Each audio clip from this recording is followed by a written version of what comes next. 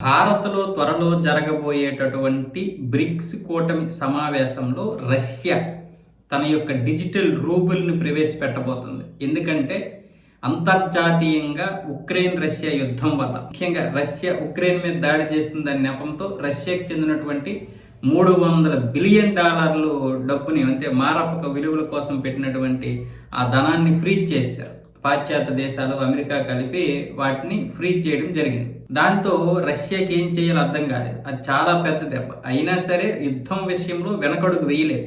ఇప్పుడు బ్రిక్స్ కూటమి మొదటి నుంచి కూడా, ఇప్పుడు నుంచి అంటే గత సంవత్సరం నుంచి ట్రంప్ వచ్చి పిచ్చి పిచ్చి పనులు చేసినప్పటి నుంచి కూడా బ్రిక్స్ కొత్తగా ఒక కరెన్సీని ఏర్పాటు చేసుకుందాం, డిజిటల్ కరెన్సీనైనా ఏర్పాటు చేసుకుందామని మొదటి నుంచి అంటున్నాయి. అప్పటి నుంచే ట్రంప్కి మండింది.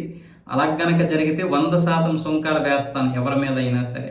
ముఖ్యంగా బ్రిక్స్ దేశాలు డాలర్ విలువ తగ్గించడానికి ప్రయత్నాలు చేస్తున్నాయి కాబట్టి వాటన్నింటిపైన కూడా 100% సుంకాలు వేస్తానన్నాడు. రకరకాల కారణాలతో మనకు ఒక 50%, చైనా మీద 100% వేయడం జరిగింది.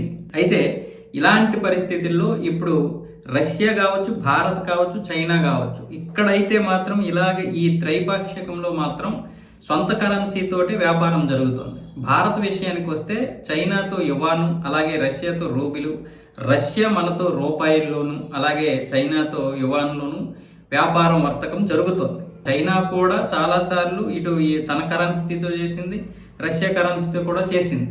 సో ఇలాంటి పరిస్థితుల్లో బ్రిక్స్ దేశాలన్నింటికీ కూడా, మొత్తం 11-12 దేశాలు ఉన్నాయి కదా, ఈ దేశాలన్నింటికీ కూడా ఈ కొత్తగా ఒక కరెన్సీని ఏర్పాటు చేద్దాం, డిజిటల్ కరెన్సీని. అలాగే ఈ digital rupee, digital yuan, digital రూపులు అన్నీ ఒకే చట్రంలోకి వస్తే అంతర్జాతీయ వాణిజ్యం మొత్తం మారుతుంది. అదంతా కూడా మన చేతికి వస్తుందని ఇప్పుడు రష్యా వాణిజ్య మండలి అధ్యక్షుడు తైమూర్ ఐటోవ్ కూడా స్పందిస్తూ ఈ విషయాన్ని స్పష్టం చేస్తున్నాడు. సో ఇలాంటి పరిస్థితుల్లో ఇదే గనక జరిగితే డాలర్ విలువ తగ్గిపోతుంది.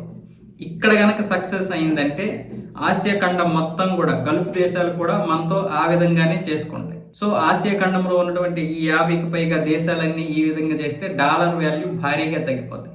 పైగా ఇప్పుడు ఐరోపా దేశాలు కూడా మనతోటి వ్యాపార సంబంధాలు పెట్టుకుంటున్నాయి. అమెరికాకు కొంచెం దూరం జరిగాయి. అమెరికాకు దూరం జరిగినా జరగకపోయినా ఇంతకుముందు ఉన్నటువంటి పరిస్థితులు లేవు ఈ ట్రంప్ వల్ల. కాబట్టి మనతో కావచ్చు, చైనాతో కావచ్చు మంచి సంబంధాలు నెరుపుకుంటున్నారు. వాణిజ్య ఒప్పందాలు కూడా జరుగుతున్నాయి. ఇలాంటి పరిస్థితుల్లో డాలర్ వాల్యూ తగ్గిందంటే మాత్రం ఇక చరిత్రలో డాలర్ అనేది మరో 20-30 సంవత్సరాల్లో కలిసిపోతుంది. ఆ తర్వాత కొత్త కరెన్సీ వచ్చిందంటే ఇక అమెరికాకి చాలా పెద్ద నష్టం. డాలర్లోనే వర్తకం జరగకపోతే ఇక అమెరికా ఏదైతే ఒక అగ్రరాజ్యం అనుకుంటున్నామో ఆ అగ్రరాజ్యం అనే దానికి తూట్లు పొడిచినట్లే. ఇక అగ్రరాజ్యం లేదు, గిగ్రరాజ్యం లేదు.